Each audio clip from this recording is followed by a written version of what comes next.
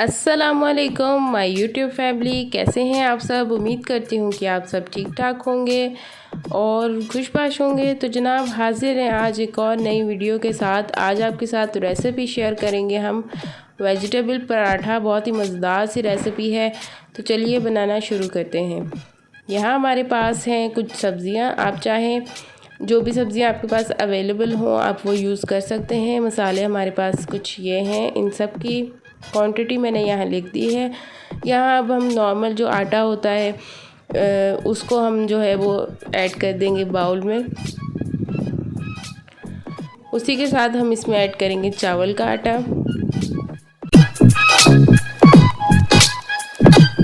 इसमें ऐड कर देंगे मसाले, नमक, लाल मिर्च, धनिया पाउडर, कुटी हुई लाल मिर्च और ज़ीरा पाउडर।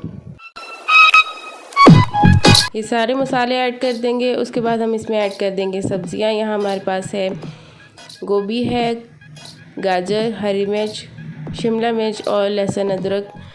पेस्ट नहीं है, क्रश किया हुआ है, जैसे कद्दूकश किया हुआ है। ये सारी सब्ज़ियाँ हम इसमें ऐड कर देंगे। अब हम इसको मिक्स कर देंगे।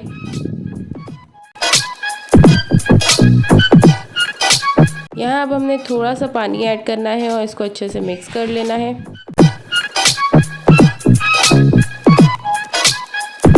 इसी तरह से हम थोड़ा थोड़ा सा पानी ऐड करते जाएंगे और इसका अच्छा सा हमने एक पेस्ट बना लेना है।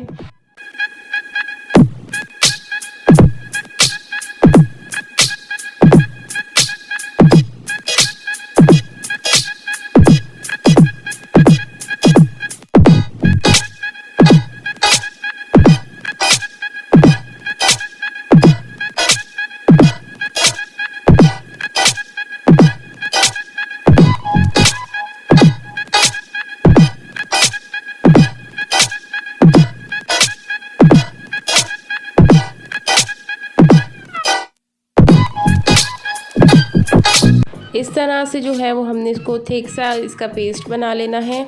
ज़्यादा पानी भी नहीं ऐड करना। यहाँ हमारा पेस्ट तैयार है। अब इसको 4 से 5 मिनट के लिए ढक के रख देंगे और उसके बाद हमने जो है वो इसको अब बना लेने हैं मज़ेदार से पराठे। तो ये हमारा पेस्ट है और इस तरह से कुछ इसका पेस्ट बनेगा। उसके बाद हमने नॉन स्टिक पैन पे हल्का सा ऑयल ऐड करना है। उसके बाद हमने जो है वो किसी भी स्पून से आप इसको राउंड शेप में जो है वो बना लेंगे। यहाँ हमने एक साइड से हल्का सा पका लिया है। अब हम इसमें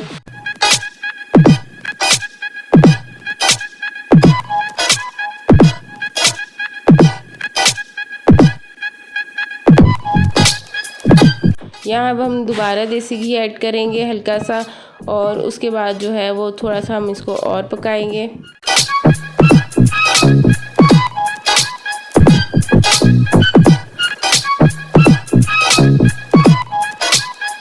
और अब हम इसकी साइड चेंज करेंगे।